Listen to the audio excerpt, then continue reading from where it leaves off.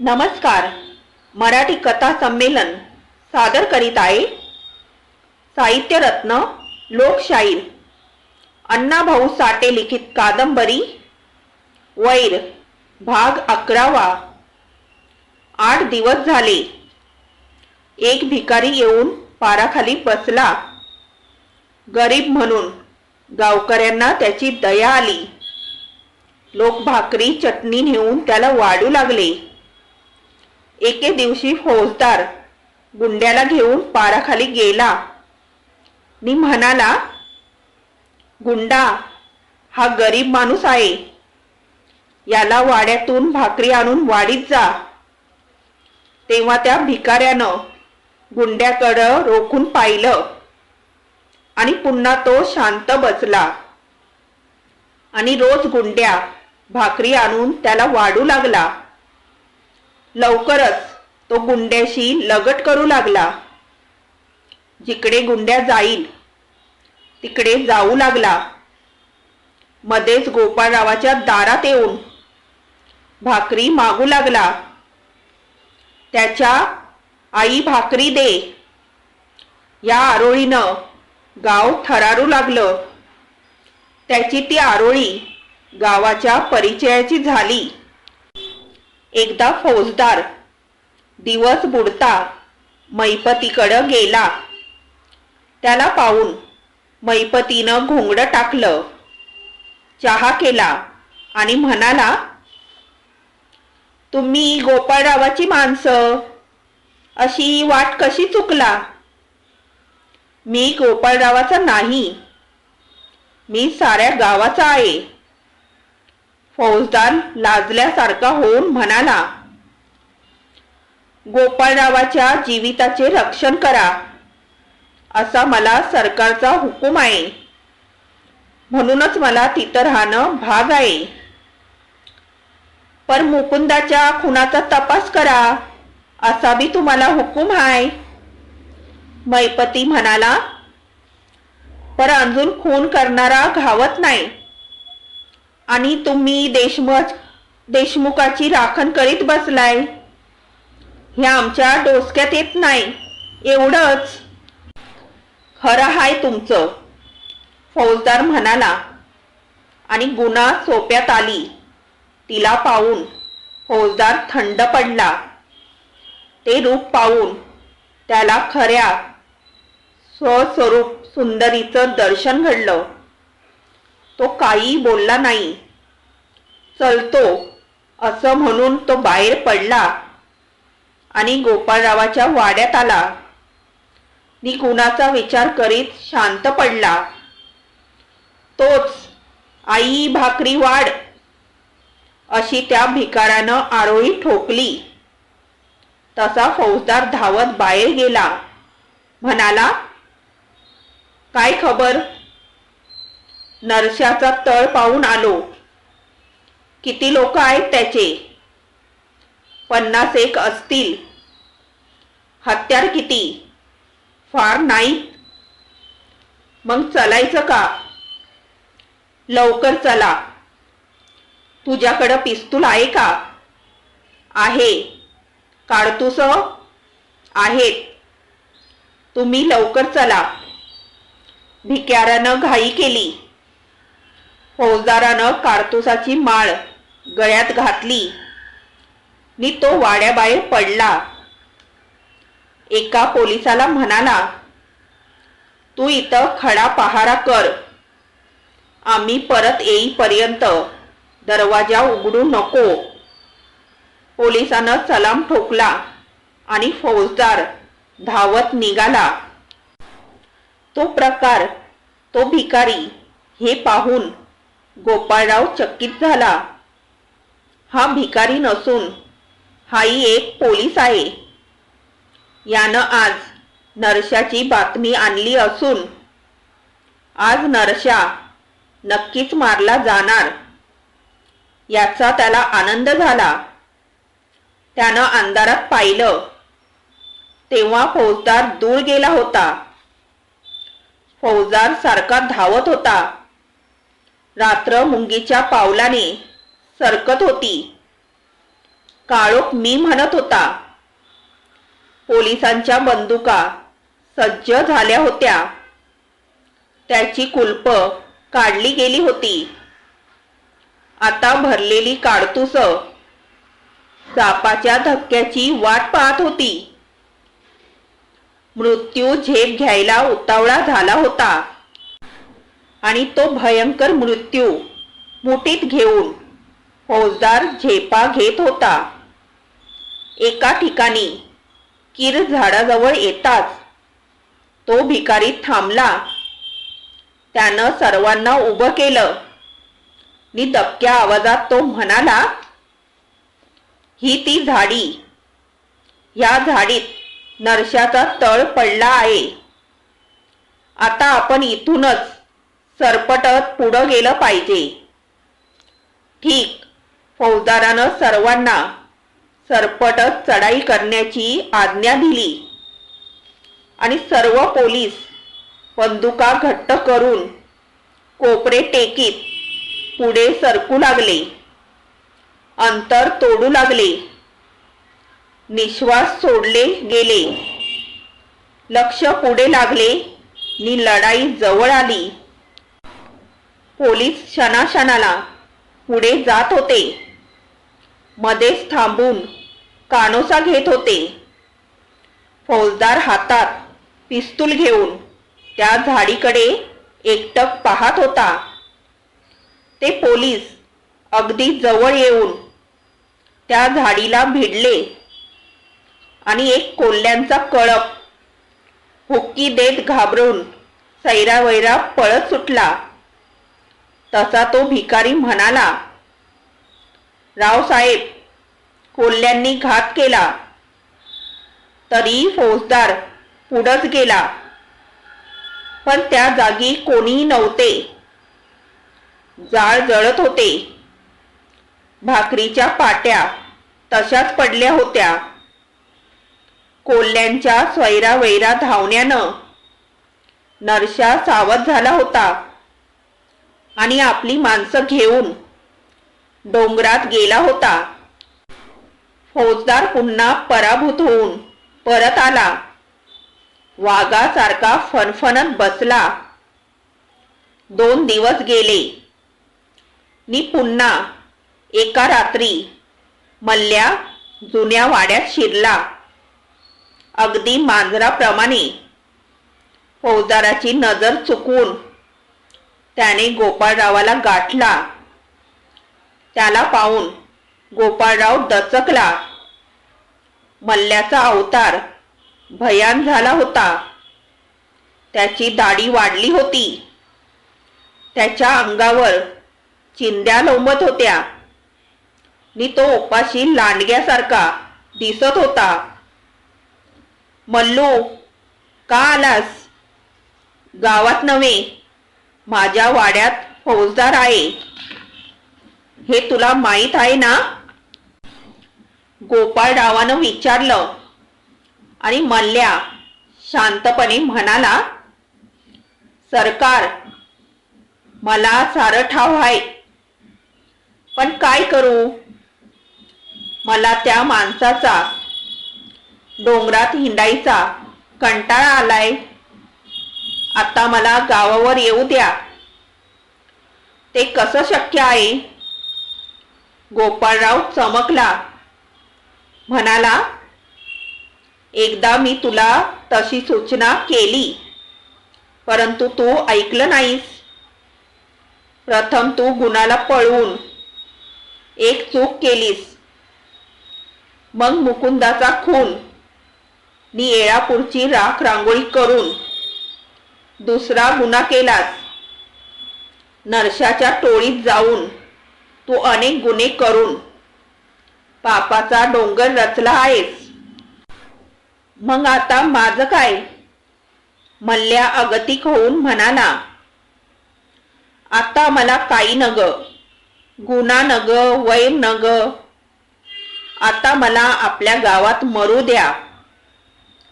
तुला गावात मुळीच मरता येणार नाही. गोपाळराव तीक्ष्ण सुरात म्हणाला, ते मरण तुला फासावर येणार. कारण मुकुंदाच्या खुनात तुझं नाव दुसऱ्या नंबरानं घेतलं जात आहे, तेव्हा तू आता आहेस त्याच जागी राहा. मर, काही कर, ते बी मी करीन. मल्ल्याचे डोळे भरून आले. म्हणाला, पर त्या टोळीत कुराड, वरचीला काडीची किंमत नाही. मग एक उपकार करा नि मला एक बंदूक द्या. मल्ल्याची बंदुकीची मागणी ऐकून गोपाळराव किंचित विचारात पडला नि ही पीडा येथून लवकर बाहेर काढावी असा विचार करून म्हणाला, हे पहा मल्लू, मजकडे एकच बंदूक आहे, तरी पण प्रयत्न करतो. तू आता जा, फौजदार येण्याची वेळ झाली आहे. देव पावला. मल्ल्यानं गोपाळरावाचे पाय धरले. म्हणाला, मला एक बंदूक द्या नि मग बघा मी कसा जगतोय. ठीक, करूया खटपट, गोपाळराव म्हणाला. परंतु असा धीर सोडू नको. मी तुझं काम करीन, पण माझ्यावर एखादं संकट येणार नाही याची तू काळजी घेतली पाहिजेस. तसा तुम्ही विचारच करू नका. मल्ल्या चेव येऊन म्हणाला, तुमचा एक एक वैरी पटापट मारून ह्यो खोरा धुवून टाकतो. ठीक, जा आता. गोपाळरावानं मल्ल्याचा निरोप दिला नि हर्षभरीत होऊन मल्ल्या आपल्या तळाकडं निघाला. जाता जाता म्हणाला, हो, पण नरशानं 2000 रुपये मागितल्या ती. त्याला काय सांगू? त्याला सांग की बँकेतून रक्कम आली की पाठवली जाईल. बरं, जातो मी. असं म्हणून मल्ल्या अंधारात दिसेनासा झाला. तेव्हा गोपाळरावानं सुटकेचा निश्वास सोडला. परिस्थिती गोपाळराव विरुद्ध उलटली होती. एकूण एक चाकर काम सोडून गेला होता. जिथली कामं तिथे पडली होती. वेळेवर जेवण होत नव्हतं. चहाची मारामार झाली होती. परीट कापडं धुत नव्हता. नावी वाड्याकडं फिरकत नव्हता नि कोणी याच्याशी बोलत नव्हते. आणि तो सर्व प्रकार पाहून गोपाळराव झुरत होता. त्याला वाटत होतं कोणीतरी गोळी घालून आपल्याला ठार मारावं, पण हे मरण नको, हा कोंडमारा नको.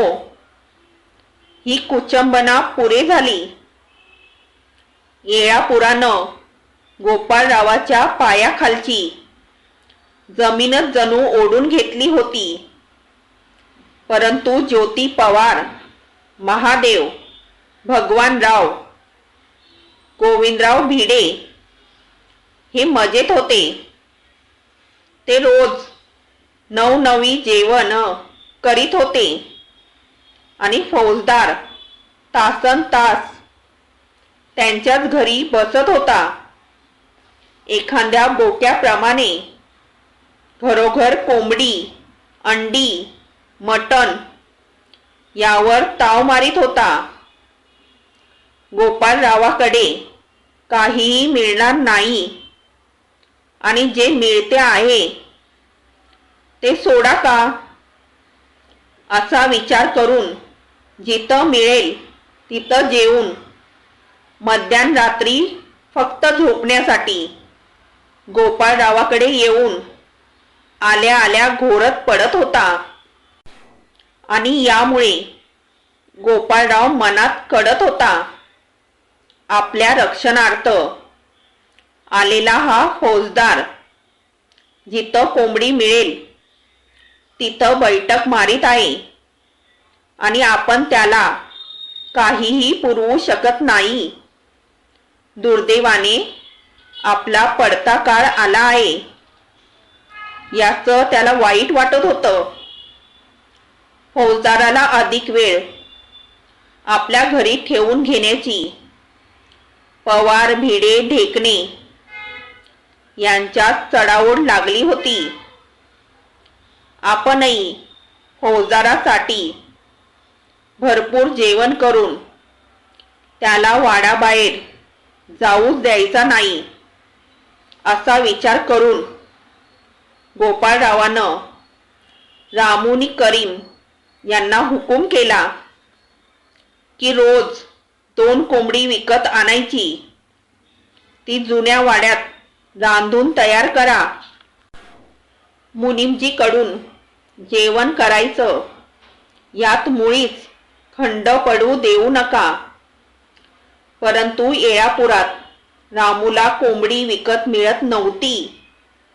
गोपाळरावाला काहीही द्यायचं नाही असा लोकांचा निर्धार होता.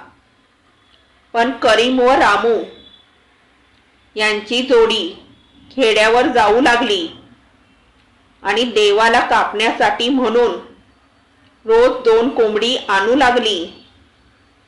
एकदा 2 कोंबडी घेऊन ते दोघे मुनीमजीकडे गेले. दुपार झाली होती. उशिरानं आंघोळ करून विभूती लावून मुनीमजी बसला होता.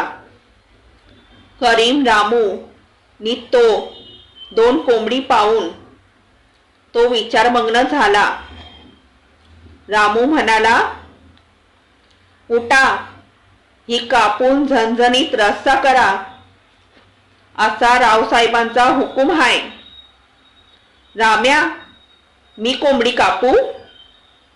मुनीमजी किंचाळला. म्हणाला, जन्मात मी मुंगी मारली नाही. तुझं डोकं बिघडलं की काय? बरं, आम्ही कापून देतो.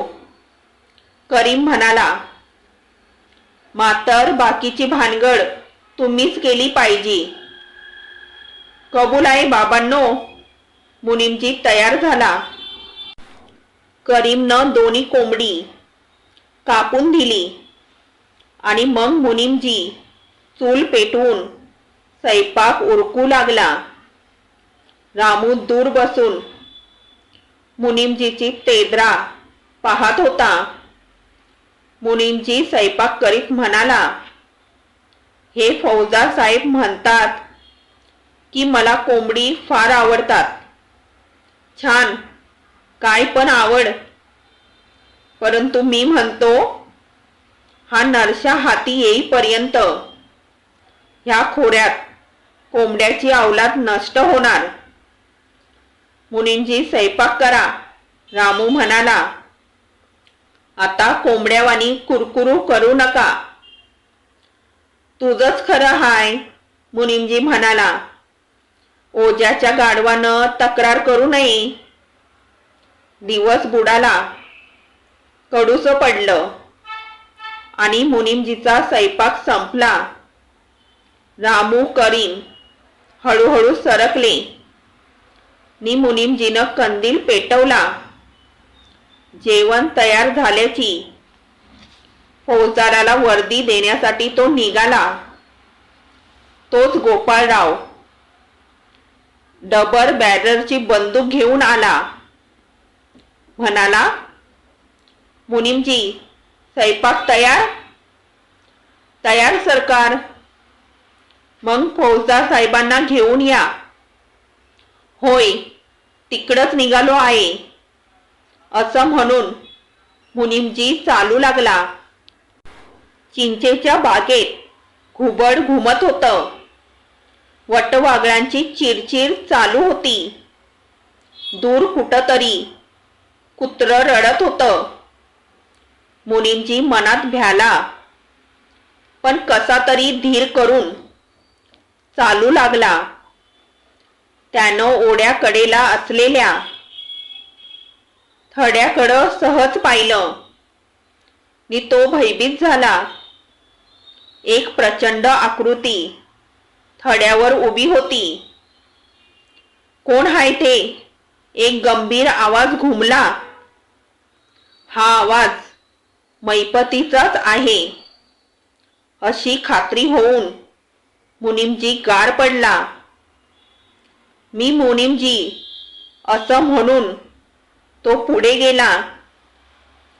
नि हा मैपती आज असा भूतासारखा थड्यावर का उभा याचा विचार करू लागला. मुनीमजीनं कसा तरी नवा वाडा जवळ केला. फौजदाराला म्हणाला, स्वयंपाक तयार आहे, चला वे. फौजदार चटकन उठला आणि मुनीमजी मागे चालू लागला. मुनीमजी कंदील घेऊन चालत होता. त्याच्या मागून फौजदार पावलं उचलीत चोफेर पाहत होता. काही माणसं इकडून तिकडे गडबडीनं जात होती. वातावरण तंग भासत होतं. नि ते पाहत फौजदार चालला होता. ही हालचाल, ही शांतता वादळापूर्वीची शांतता आहे असं त्याला वाटत होतं. तो काहीच बोलत नव्हता. फौजदार जुन्या वाड्याकडे येताच गोपाळरावाला आनंद झाला. लगेच मुनीमजीनं जेवण वाढले. उभ्या उभ्याच पटका काढून फौजदार जेवणाकडे धावला. गोपाळराव काय बोलणार आहे याचा कसलाही विचार न करता तो जेवू लागला. शांतपणे जेवण झाल्यानंतर फौजदार सोप्यात येऊन गोपाळरावा शेजारी बसला. ढेकर देत म्हणाला, हा गाव खरंच भयंकर आहे. आज या गावात काहीतरी निश्चित घडणार आहे. पण काय घडणार आहे हे मी आता सांगू शकत नाही. तुम्ही हे कशावरून म्हणता? गोपाळरावानं बाहेरचा कानोसा घेत घेत विचारले.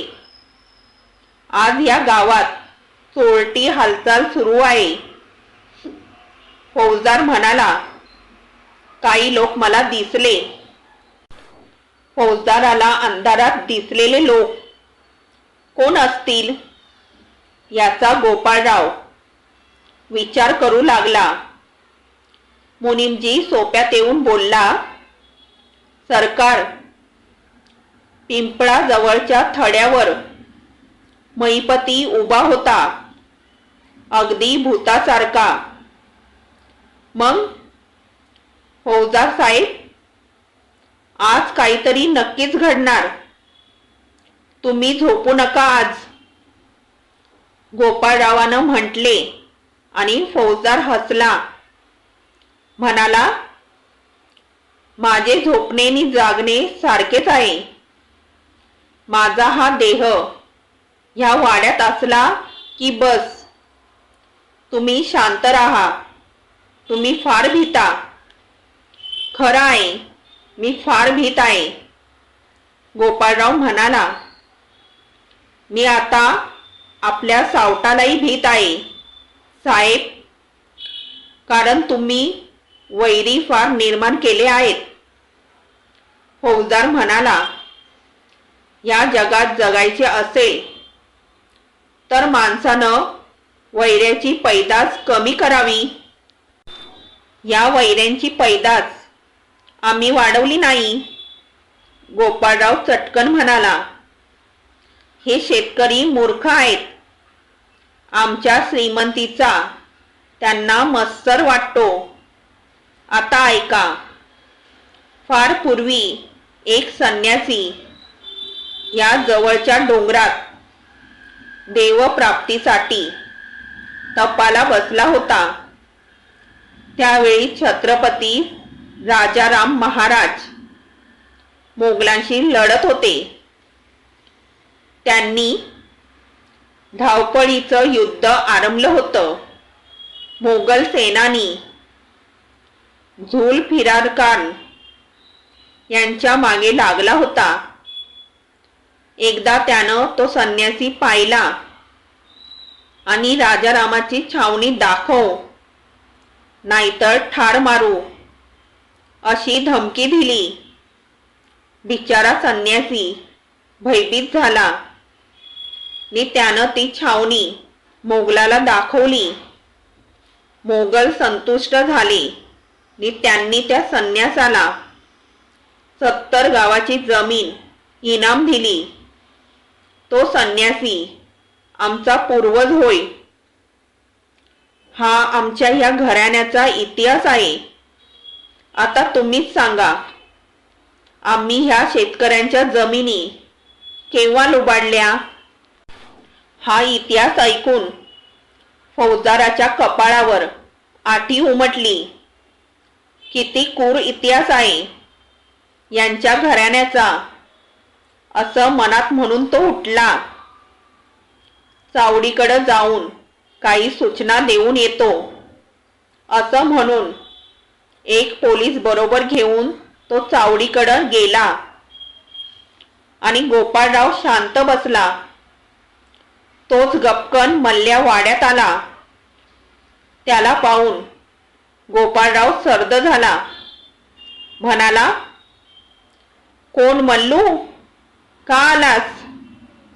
उगच आलोय असं म्हणून मल्ल्यानं चपळाई करून गोपाळरावाची बंदूक प्रथम ताब्यात घेतली आणि किंचित मागं वळून तो उभा राहिला. म्हणाला, मला ही बंदूक पाहिजे होती. अरे, परंतु ती माझी आहे. गोपाळराव घाबरला आणि मल्ल्या नाक फेंदरून म्हणाला, मला बंदूक मिळाली. आता मला कवा बी मरण येऊ दे. आता मी मरता मरा. 12 तरी माणसं मारून मरेल. खिशातली काडतूस द्या. ही घे. गोपाळरावानं आपल्यावर रोखलेली बंदूक पाहून काडतूस मल्ल्यापुढं टाकली. ती घेऊन मल्ल्या हर्षभरीत झाला. त्याचा रखरखीत चेहरा भय्यान दिसू लागला. मुनीमजी म्हणाला, मल्लू जा आता, फौजदार येतील. येऊ दे.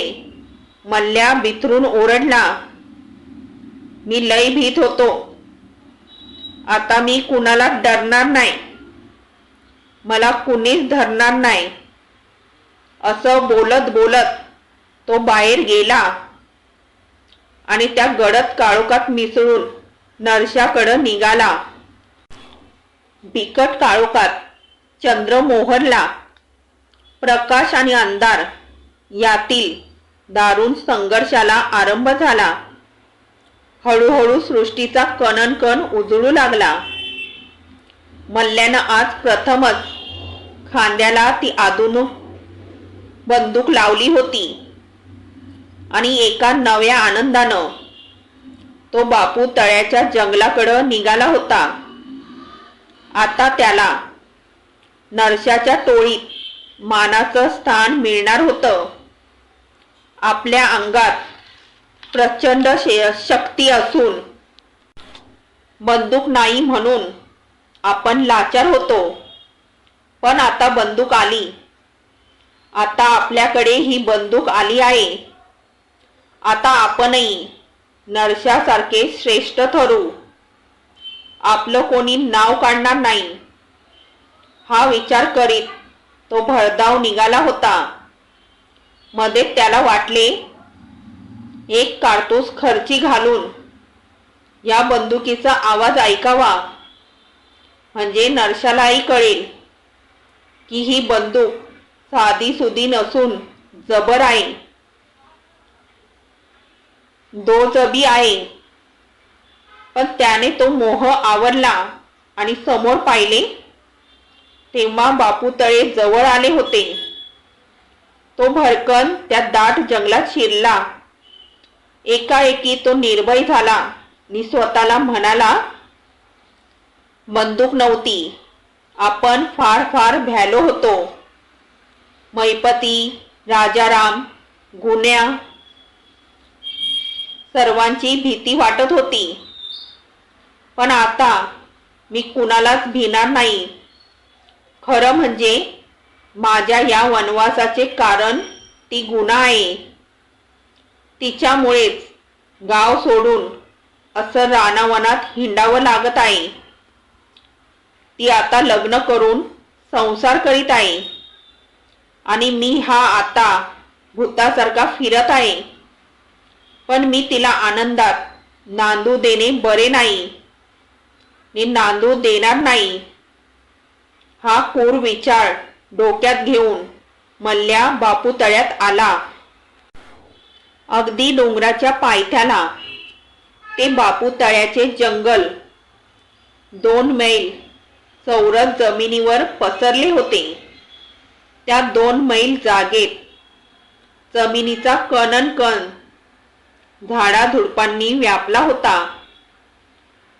डोंगराच्या माथ्यावर एक ताळवा खाली येऊन बापू तळ्याला वळसा घालून पुढे एका मोठ्या ओढ्याचा आकार घेऊन तो येळापुरात शिरला होता.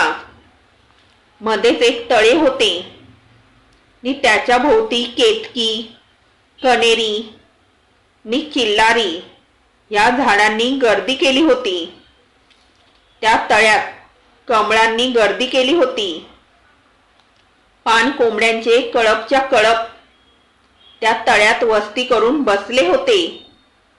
डोंगरातील वाघ, हरणे, रानडुकर यांना तळे म्हणजे प्राणापरास प्रिय होते. रात्री त्या तळ्यावर अनेक जनावरांची गर्दी होत होती. शिवाय बापू तळे म्हणजे एक भयंकर रहस्य आहे. तिथं भूतावळ राहते असे येळापूरच्या लोकांचे मत होते. येणारे जाणारे वाटसरू त्या तळ्यावर थांबत नसत. लग्नाची वराड तर दिवसाबरोबरच त्या तळ्यापासून पळ काढीत. मल्ल्या आलेला पाहताच नरशा चटकन उठला.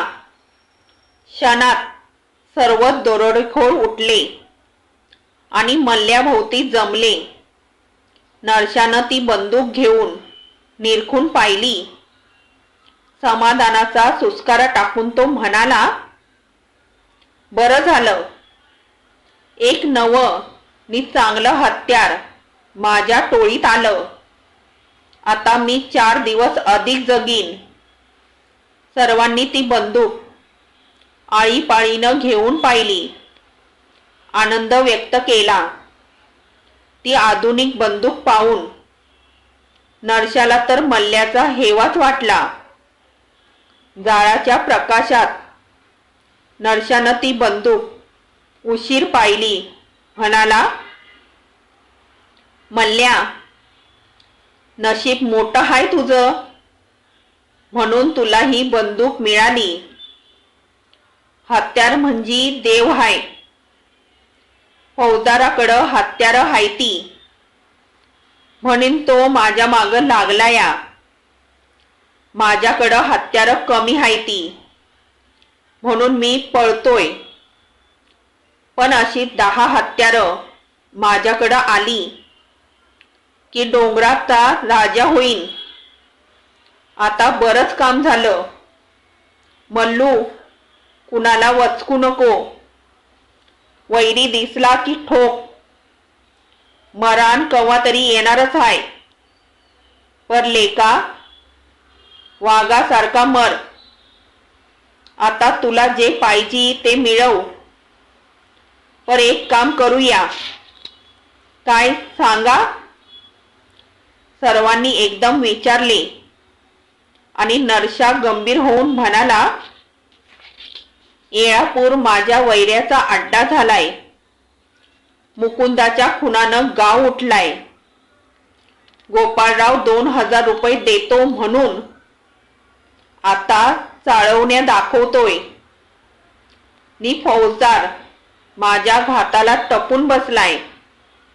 तेव्हा मला असं वाटतंय की एकदा आपणच येळापुरात शिरून फौजदाराची गंमत करावी. थोडी काडतुस जातील वाया. हे खरं आहे. शिरूया येळापुरात. एकानं घाई केली. मल्ल्या म्हणाला, पर गाव गप्प बसणार नाही. मैपती राजाराम हत्यार धरणार. त्याचं काय? जुनी जळकी घरं आता नवी झाली असतील. ती जाळून राख करायची. नरशानं आपला निर्धार सांगून टाकला. नंतर ते सर्व उशीर बोलत बसले आणि बोलत बोलत त्यांनी अंथरुणं टाकली नि सर्व शांत झोपले. मल्ल्या एकटाच विचार करीत बसला होता. त्यानं थंड वाजती म्हणून जाळ वाढवला. तशा नरसा धडपडून उठला. लोटकभर पाणी त्या जाळात ओतून म्हणाला, अशानं दगा होईल. जाळ करू नग.